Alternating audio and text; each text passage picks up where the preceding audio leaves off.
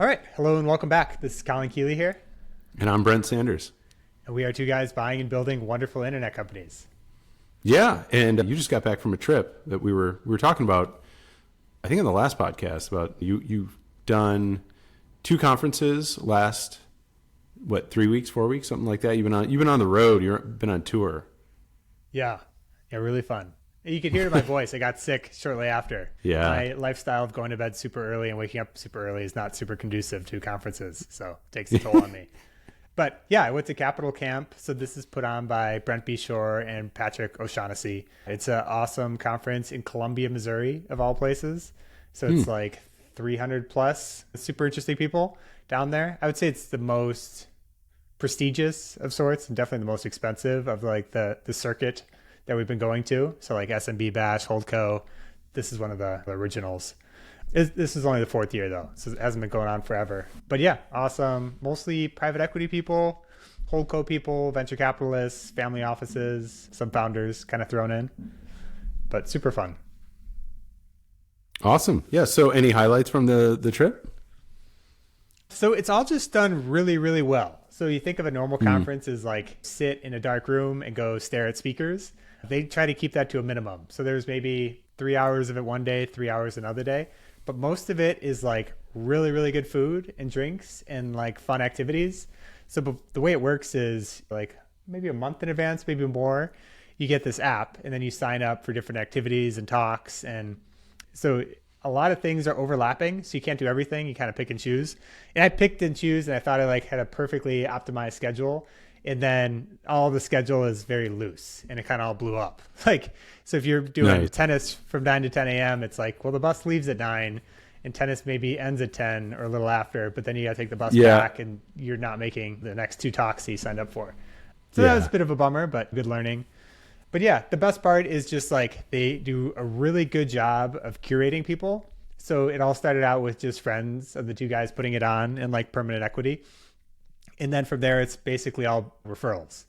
And they have capped it at around a little over 300 people, I think. And I don't know how they do it. Maybe it's just a filter of like an expensive ticket, but everyone there is super interesting and super friendly. And even like the drivers, like the shuttle drivers, were saying, why is everyone so nice? Like, what is this conference? And everyone's in like shorts and t-shirts. So it's not like a traditional stuffy finance conference in any sense. Yeah. Yeah. Business conference. It's cool. So obviously you're talking about money, talking about capital, talking about S&Ps, business acquisition. Were there any sort of standout topics that you thought were unique to the event, like something you just couldn't hear somewhere else? Yeah, the power of content was a really big one. So the whole conference started from a Twitter interaction, like a lot of big kind of Twitter personalities were there. So it's not purely a finance conference. It's like a interesting people conference to some extent. I saw David Perel and spoke with him a little bit. So he gave like a small Nice. group talk and a couple other ones he was kind of leading. He is extraordinarily good at presenting. So one of his big pitches is like, throw a lot of stuff, have a lot of discussions, throw it out into like the world and collect feedback and see kind of what resonates. And this is what comedians do and why Dave Chappelle like goes to tiny venues because he's testing all these new ideas. And he's like, you just keep that best like 10% and you keep compiling that best 10% together into like an amazing product. And he was explaining this, but he's also doing it. Like almost every line he said was like, wow, that is really good. That's really punchy. It's clearly because he's written a lot of this and he's tested it all on Twitter and he knows what really resonates. So he has so many good examples, so many good metaphors. Yeah, it was just like a whole nother level of presentation that I hadn't really seen before. Founders podcast. So David Senra was super interesting. He was there. So he, much like my like business breakdowns, he does that, but in podcasting form. So he's the Founders podcast. Highly worth checking it out. Definitely recommend it. He's also like kind of a maniac. So he's really fun to hear. One of my other kind of goals in attending, besides like deals and capital and meeting people, was to like talk with the permanent equity team. So we covered Brent on a recent podcast. They're doing it really well. And I wanted to understand like how they do it more. So a lot of the team was there. We had a dinner at like their office, which is actually a home. So just in back is like the backyard. And there's this, they actually pulled up this enormous smoker, like the biggest smoker I've ever seen, like the size of a small school bus in back. And that's how they made dinner for like 50 people. But through that, I was able to talk with a lot of their team, and they're not finance people really. They're all like I majored in English. I majored in journalism. They're all like literary. And so there's a huge content focus. So that was super cool to talk to people and like kind of see how they operate and what we should steal and bring to software and, what maybe doesn't fit quite as well. The other kind of big takeaway is like a lot of these people there, they had 1 million Twitter followers. They run like multi-billion-dollar funds. It's super cool to see people doing what we're doing at a much higher level. Like one guy had 30 plus people sourcing for him. And It's like, we're doing this all ourselves. And these people just have like monstrous operations. And everyone's very casual. So like one guy's like, oh yeah, I raised 400 and did this. And it's like, wow, that's impressive. That's like a crazy bootstrapping story. And he's like, oh no, 400 million. And it's like, I expect K to be at the end of things. Like, oh, it's $400, 400,000. No, it's 400 million. So it's just like, kind of be more ambitious was a bit of the takeaway. And like the people doing this stuff really aren't that different than you. And they're just people just hanging out like everyone else. Very cool. Yeah. So this is super worth it. That was by far the best conference. I may cut this part from the podcast, but one thing I want to talk to you about is like they have a funny price discrimination now. So they've maxed out the hotels downtown. There's only 100 spots that they can take, and they want to invite 300-ish people. So there's only 100 seats downtown, and they are now trying to charge different prices. So if you want a downtown ticket and you're buying a year in advance, it's $10,500. And if you don't, it's $8,500. And then if you wait to closer to ticket time or like conference time, like we did, it's 10.5 for a normal ticket and 12.5 for a downtown ticket next year. Interesting. What's the I mean, you're staying in like a country hotel versus in Colombia? Yeah, so I took a bunch of like effectively 9-minute Ubers. And there's a shuttle, but you have to wait for the shuttle all the time. Yeah. But so if you buy a ticket now, it's 25% less. So it's kind of an amazing business. It's a huge incentive to like collect all this cash basically a year in advance. Yeah. Know what you're working with. I mean, that's the difficult thing with events is like people cancel, people change plans, even speakers cancel, like life happens. So it's pretty cool. Yeah. I don't have a lot of other takeaways. The people kind of came from all over. Holdcos are a big thing. Crypto is not. I think there's one crypto person there. I think a lot of other people were like secret crypto people, but they're pretending they're like AI people now or something. So they just don't talk like they're crypto believers. AI is a big topic of discussion. Everyone's like, how do we take advantage of it? What does it mean for different industries? But yeah, super fun, super interesting people kind of across the board. Very cool. Very cool. I'm glad you went. It sounds like you made some good contacts.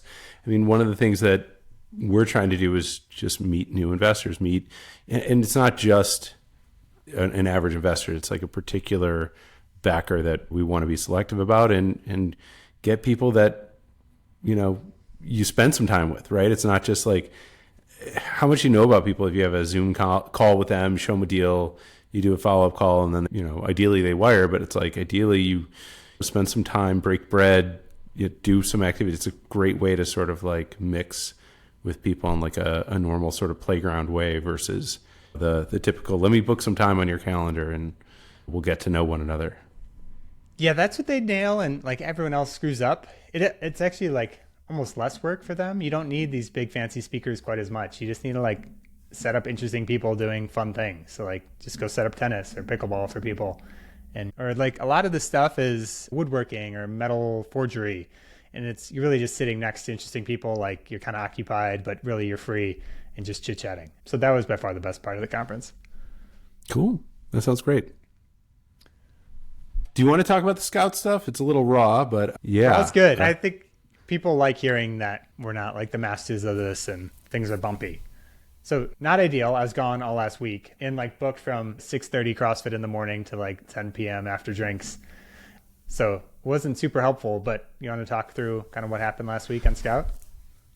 Yeah. So we decided to release the app that we've had in beta. So when we purchased the business, the seller kind of told us, hey, we've got an app in beta that's going to replace the current app because the current app is from 2016. It's an old Cordova, which is like this cross-platform JavaScript-based piece, but it was ancient, and so we were dealing with daily occurrences of, hey, if they're having an issue, go download the beta. And we had a ton of users on the beta that we largely got the good feedback from. The UI was very different. It was definitely not as polished as the the production version. And so we took that after week, you've mentioned, you're like, you know what, every week it sounds like we're just going to release the app next week, and you find something new and improve it. So with that encouragement, we decided, hey, let's pull the Band-Aid off and just get this thing live. So we only have one. We're on the beta before we pulled the trigger. Let's see. I thought it was like 25%. Yeah, that sounds right. Okay. Somewhere around there, like a minority, but not like a massive minority, not like 5%. So yeah, about 25, 30. It kind of depends on the time. But yeah, we had a lot of people in the beta. They were actively using it. No crashes, no issues, no reports. And it had a couple of really cool features that were vastly different, like offline access. But so we released the app on Monday, and it took a while to roll out. We didn't hear anything for a couple of days. But unfortunately, at the same time that's rolling out on Wednesday, we had an outage. So we had two things. One is our database, which we've been working to replace, but we have to test the entire application on another tier, which is difficult because we have such a difference in data, right? So we have to build up some big customers in staging and do that while we're not handling support requests or other work. So it's kind of secondary work. Database runs out of space, or essentially connections, not space, but connections that are available. And it starts taking these servers down. And so I hop on that and we get it to a spot, but then we get it back online, and everyone's hitting refresh. Everyone's trying to access the platform at the same time. So it's just going straight back up to out of connections. So naturally we need to increase the amount of connections, but we can't do that without rolling over to a new database, which we're not going to do it during an outage, right? It's something that we want to be really careful about because it is the database. It's the most important part of the app. So there was an extended outage, and kind of as traffic came down, things started to get back on track. We have a great support partner in this company called Do IT. So if anyone's out there, a lot of this falls on just me. So we have a team, we have some developers, but they're not the ones that are responding to this stuff. So naturally, I'm pretty stressed out. That evening, don't sleep very well. Next day happens again, same time, and it's like peak timing, and we start to look around at what's going on and start seeing that. I won't get too technical, but essentially the thing that's running our servers, that's deciding how many servers to run, was misconfigured, and it's kind of always been this way, I guess. But our friends at Do IT took a look at it again, and I walked them through what I was seeing, and they were helping me tune it, and we got things tuned great, and now things are fine on the server end. But people are shaking 2 days in a row, having an outage where they're running their business during their peak hours, and it creates a bunch of issues. So I was fried. And then we start having customers that were really surprised by the new app version. So it's been a kind of a tough thing where it's like a lot of the feedback has been around poor notification or poor like messaging, which I own. I guess I'm a little overwhelmed when it comes to getting all the code in a good place, tested, and then released. But then to also go update all of our docs, all of our support articles, all of our videos, training materials, like we didn't do that. We launched the app because we had found it's a better experience, removed a lot of issues. And we're trying to optimize for new users coming on, existing users, big customers, trying to optimize to keep everybody moving and lower the error rate, but the error rates have gone up. So it's now that it's released, so when we're week 2 of this, and we're still having customers that are having issues and unrelated to the outage. But that was the real kick in the balls, was as people were getting the new version of the app, the outage happened. So they associated all these negative things, the server being down, with the app, the new app version, which is like the worst possible timing of any release I think I've had in my career. And I've had some bad releases, right? Especially with mobile. So this is one of those things where mobile apps can be incredibly difficult because you're hamstrung by what's going through the store and the approval process,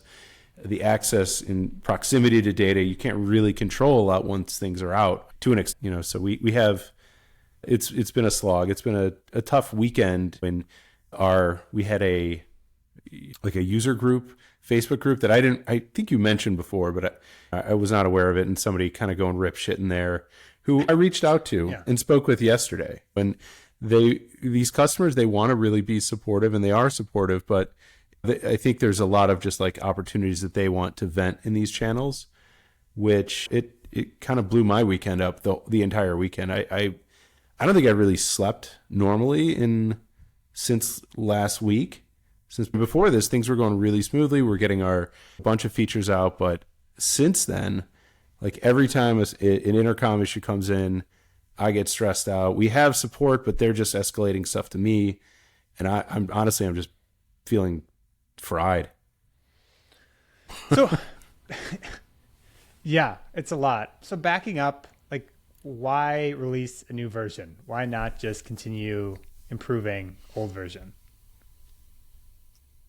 I think that was I was fine doing that. I think we were doing it, and we had a conversation around, it just seems like we're working on this, but we're not releasing it. And so I was like, okay, then let's give it a shot. Let's release it. So it makes no real difference to me if people prefer the old one. It's just from a general sense, so the grand scheme of things, though, the old version we can't really support, right? It's so old that all the dependencies don't build, and we're locked out. Like, so if something does happen with it, we can't replace it. So we've kind of forced that to happen by releasing it. But yeah, it was kind of like the other main reasons is offline access, mapping, a lot of things that like new customers would come on and they'd be like, this app sucks. And it's like, fuck, we have that working so much better in the beta. So that was the real reason to go forward with that. I mean, all those seem like great reasons to move everyone to just new app. So obviously it's been bumpy, but why continue supporting the old app instead of just fixing the new version? So great question. Yeah. So now we are running into issues. So today we were talking about this before the podcast. So, and Colin's like, we should talk about this, and we should. This is a good topic. So what we're getting are angry customers that are having new issues that they weren't having on the old app, which counteracts our assumptions and our findings of the beta. And so it begs this question that how is it that we had things working before, but now they aren't, right? So the code hasn't changed, and we're continuing to make improvements. But it's what happens is there are issues that we can't reproduce. And so if we can't reproduce them, we can't fix them. And so that's always been the case before, is like we can at least reproduce them on the beta. And now there are connectivity issues, and again, they may be related to the server. They may be related to the database. All these things are intrinsically linked, but that's the thought of, hey, let's put this thing back into production, what we had prior that had issues, known issues, but maybe a lesser set of issues, and then just release a different app or go back to the beta and have people opt in. If they like it, they can just use the beta, and we've made everybody happy. That's sort of the inclination to do that. But, like I said, we can't really build the legacy app. Yeah. Is the best approach here not to just burn the bridge? It seems like reproducibility is something that will be figured out eventually. Yeah. Like, I have confidence. You mentioned this when you came back from out of town on Friday. It's like, let's just move forward, keep the eye on the ball, which is good feedback. Like, and that's kind of like, I'm at the point now where I think future versions will right the ship, but at what cost, right? It's like, will we lose customers? Will people kind of run away from this product? Maybe I need to set my mindset there so I'm not so stressed out. But what I think we're running into are people that had no issue, and now all of a sudden they do have issues. And then meanwhile, we have the same cohort of beta testers that have no issues, right? So it's like, it's hard to quantify exactly, because the noisiest people are we're hearing from the noisiest people.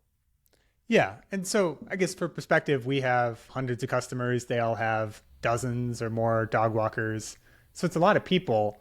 And to me, it was only a few that were like really pissed. And I don't know, like I remember when Facebook launched the new newsfeed like a decade ago, and everyone's like, I hate it, it's horrible. And then it turns out actually probably better in a lot of ways.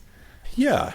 I mean, I think that's just like the life cycle of software products. I think the difference here is, like, I wish we had a way to slow roll these releases, and we probably do, but again, with the App Store, it can be kind of challenging, where you can slowly let these out, but because we're in a position of such legacy software that, I'd like to restore that. I'd like to restore that ability to hey, let people opt into the new one. If they have problems with the old one, they know it works. They know it works enough for them. Or for some people, it just works, and others it doesn't. So it's kind of a strange spot.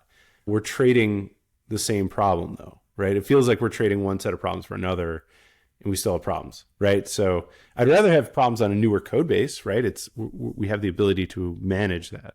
But yeah, that's the latest story on Scout. I mean, the reality is customers are definitely have their confidence shaken, but because of what the product does and how sticky it is, some may leave, some maybe you've already been looking to leave, but I don't think this is necessarily going to have a really strong impact on MRR immediately. I mean, I think if it continues, it will, though. And so that's kind of my main concern at this point. Yeah. So we haven't seen a negative impact from it. I think the stickiness, which we knew, it just makes it hard to move off. Not that people wouldn't if it was horrible for long enough. It just, from the outside, it seemed like it was always going to be bumpy. Like, it would have been shocking if there were no issues. I just wonder if we're overly focused on a few loud customers, and then it's actually better overall, but people don't write in to say, hey, I like the new update or anything. If it doesn't really matter. Some people have. No, I mean, some people for sure have. I've seen probably dozen to a half dozen of like, oh, wow, this is so cool. Like, it works better and problems fixed, GPS is better. And then you get another dozen of the GPS is worse, or these strange inconsistencies. So yeah, I don't think I'm focusing on it, but I do want to fix it. And so we can keep releasing. The fear that I have is we release a new version that thinks it's in which we think in our testing, which is limited, and some beta testing, it looks better, but then it ends up being even worse, right? And so then you have something in production. So I guess what I want is that like safe production backup. And so that's what I'm trying. I think it's worthwhile to spend time to see if we can get that back up, recalibrate, and try this again, and just call it, hey, it's a failed launch. Now that you don't see that very often, and it's not the direction I really want to go, but I also want to appreciate that this is like how people are doing their job. This is how they're getting paid. So if we're adding all this, our customers are time poor, they are not technical, for them to it's kind of pulling the rug out on them. And we knew we were going to have to do some hard work and have some bumps and break some eggs, but this is beyond what I think is acceptable, right? It's beyond what I think is like acceptable to expect out of a product you're paying for. And so I guess going forward, if you reinstate the old version, do you just have people that will forever be tied to the old version, and then you just have two versions, or you go? No, I think now. Again? No, you just. I think you start again. I really do. I think that this is what you have to do. Is you just have to start again and go back to the final version, and then be like, hey, you need to have dates set out where it's like, hey, we're gonna slowly release this, or you support the old one forever and then you relaunch an entirely new app and let people choose between them, which is like the worst product idea ever. But I think in this case, with the customer base, like I think had I done this over, knowing this was in beta for 8 months, I would say this is the type of customer base that's okay, and it's going to be a year, right? And you're going to roll it out over a year, and it's like I've seen this with like Ancestry. Right, Ancestry.com, they never change anything. And I worked with somebody who sold their business there, and they were like, we can't launch anything. Like, we've launched stuff, but they release it so slowly because it's all senior citizens using it that they don't want to ruffle any feathers. It creates too much churn. So the concern is, I care about existing customers, but I care a lot about the new customer experience, right? And that like conversion funnel. And so new customers would get back the old app, and they would have to opt into the beta, which really is the one that performs much better. It's just a clunky experience. Is that not how it would be going back to? Yeah, that would be the potential path forward. So customers, they one day the UI changes, right? They get this update. That, or we could possibly release it to a entirely separate location, call it Scout Legacy or something like that. Which at this point, it's like, it doesn't matter. We could do it either way, but we could leave the Scout app as it is and have our current live and beta, and then just release a legacy version just to like keep the old folks happy and let that run as long as it can, and as long as it will until it's no longer supported by the respective stores. That's maybe a nice in-between ground where it's like new customers are still getting the new app experience and the loud old people can stick with the legacy experience. Yeah. Oh, and one more thing I want to talk to is, so there's this Scout user group, which I didn't know existed until like a couple months ago. And then I got access to it and no one had said anything, I think since like November. So we weren't really monitoring it. And then this update went off and then this group went nuts. Like really just a few people that were really vocal about it felt like being super negative and stirring up other people. Should we shut down this Facebook group or monitor it or remove the problematic members? Like, any thoughts? I would delete it. It's not the problem that I have. It's not, I do want to talk to customers. I want them. It's funny. I've had conversations with probably the majority of the people in that room, or I actually don't know, but I have conversations with customers and I get their feedback and I organize it and I list it and I backlog it and we prioritize it. Like we do shit with it. We don't, the problem with these groups is it's just a piss poor way to get information. And it starts rumors and disseminates incorrect information. And it's just straight up wrong, right? It's like, it's bad information that gets shared with folks that take it as fact or take it as truth when it's not. It's, the fact of the matter is like user groups are great, but they need to be moderated. So yes, for now, I think we need to keep it because it's been around, but I think we need to announce, hey, this is going away and it's being replaced by a Trello board. And if you want to book a time with the team to have a conversation around gripes you're having, here's a link and I'll talk to every single member of that group. But what I don't want is like people bitching and moaning to each other about things that may not even be true, right? Like that's the thing that really concerns me, is that there's negativity spurred on with speculation and it just goes to a place that's completely unproductive. Like we just can't have that. Should we keep it and monitor it, right? We could just put someone in there that's replying to everything. So any misinformation that pops up, we could kill immediately. Or is it better to just not let customers speak to each other because it just goes negative too quickly and doesn't benefit the company? Yeah, I think that's the thing. Scan it, or I'm sorry, monitor it, not scan it. Monitor it for a period of time, but from that point, be like, hey, this is getting deprecated. Put a post in there that's like, we're not gonna keep this open. You guys can. The fear is that people kind of go and start their own room or whatever, but right, and they can do that. But it's like, to have a sanctioned room that we're not using or a sanctioned group, like I want to have these conversations and want them to be productive. And it's not productive and it benefits really nobody if they're not getting real information and it's speculation or whatever, and we're not controlling it. So in my mind, it's like all fun when things are going great, but if there's like an outage and a mobile app goes live at the same time and somebody feels like it ruined their day, and they want to kind of make everyone else feel their pain, it's a great way. It makes them feel good, but it's really not what the intention of that group was. Yeah. I think that's a good plan. I don't really want to monitor it. It doesn't seem super productive so far. Well, cool. Anything else you wanted to cover? No, not on the podcast. I think that's good. All right. Take care, everyone. Bye-bye. Bye-bye.